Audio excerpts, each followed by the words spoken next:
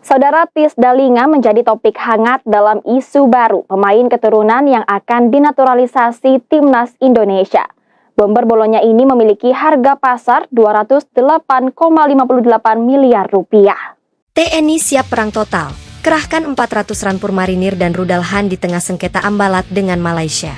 Jakarta, 7 Agustus 2025, situasi geopolitik di wilayah perbatasan Indonesia-Malaysia kembali memanas setelah klaim sepihak dari pihak Malaysia atas blok Ambalat di Laut Sulawesi.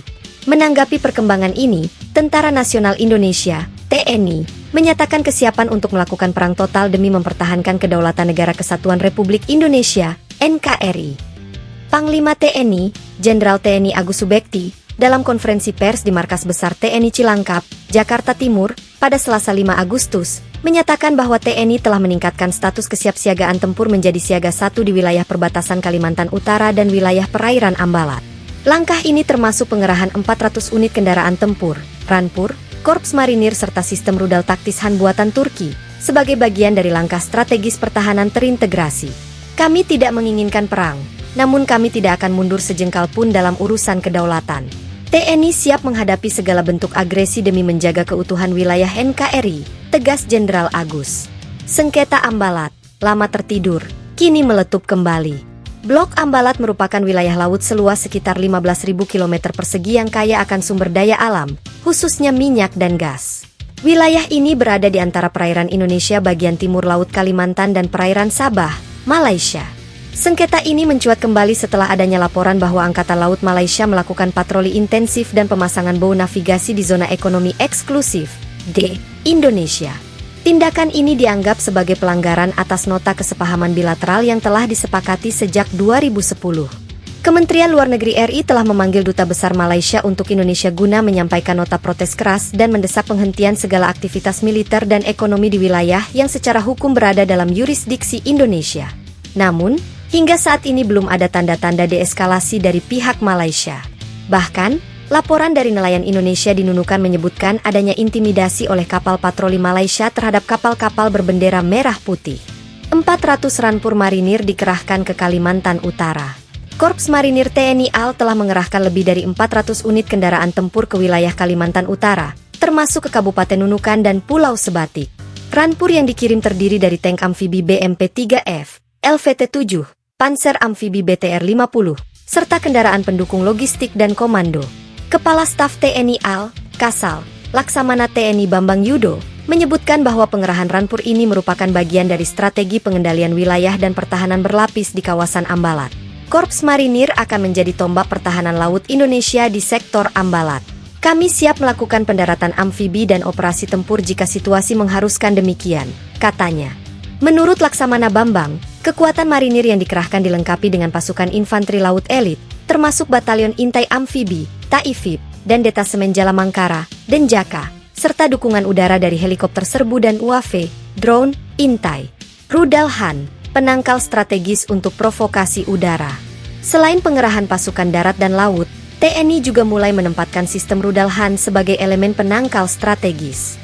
Rudal Han merupakan produk kerjasama antara PT Pindad dan Roketsan Turki yang memiliki jangkauan hingga 280 km dan akurasi tinggi dengan sistem navigasi inersial GPS. Rudal Han dikerahkan di lokasi strategis di Pulau Sebatik dan Tarakan, Kalimantan Utara, serta di kapal-kapal perang TNI AL sebagai sistem pertahanan mobile. Rudal ini mampu menghancurkan sasaran permukaan seperti kapal perang, instalasi militer, atau pusat komando musuh.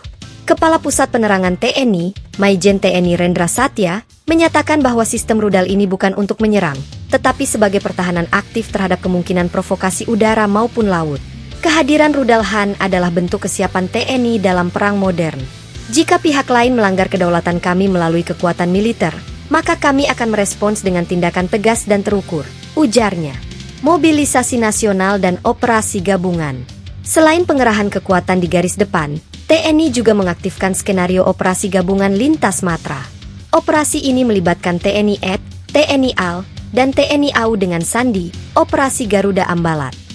Operasi ini mencakup patroli udara dengan jet tempur F-16 dan Suhau Su-30, patroli laut oleh kapal perang jenis KRI Diponegoro dan KRI Igusti Ngurah Rai, serta pengerahan pasukan lintas udara dari Kostrad dan Kopassus. Presiden Republik Indonesia, Insinyur Haji Joko Widodo, dalam sidang terbatas di Istana Negara menyatakan bahwa pemerintah mendukung penuh langkah TNI dan siap mengerahkan seluruh sumber daya negara demi mempertahankan Ambalat. Kita bukan bangsa penakut. Kedaulatan adalah harga mati. Kita lebih baik hancur di medan perang daripada menyerahkan sejengkal tanah pun kepada bangsa lain, tegas Presiden Jokowi dalam pernyataannya. Reaksi internasional dan diplomasi. Sementara itu, berbagai negara di ASEAN dan dunia internasional menyatakan keprihatinan atas meningkatnya ketegangan antara Indonesia dan Malaysia. Beberapa pihak menyerukan agar kedua negara menyelesaikan sengketa ini melalui jalur diplomatik dan hukum internasional. Namun, analis militer menilai bahwa langkah Malaysia akhir-akhir ini menunjukkan pola ekspansionisme maritim yang tidak bisa lagi hanya dihadapi dengan nota diplomatik semata. Pengamat militer dari Lembaga Studi Pertahanan Nusantara, KOL, Purnawirawan Andika Hidayat, menyebut bahwa pengerahan kekuatan TNI di Ambalat sudah tepat. Malaysia sudah beberapa kali menguji kesabaran kita. Sudah waktunya Indonesia menunjukkan kekuatan dan kesiapan tempurnya. Ini bukan soal perang, ini soal deteren dan legitimasi kedaulatan, katanya. Penutup, bangsa siap, TNI siaga. Di tengah memanasnya situasi, masyarakat Indonesia menunjukkan solidaritas tinggi terhadap prajurit TNI yang bertugas di garis depan.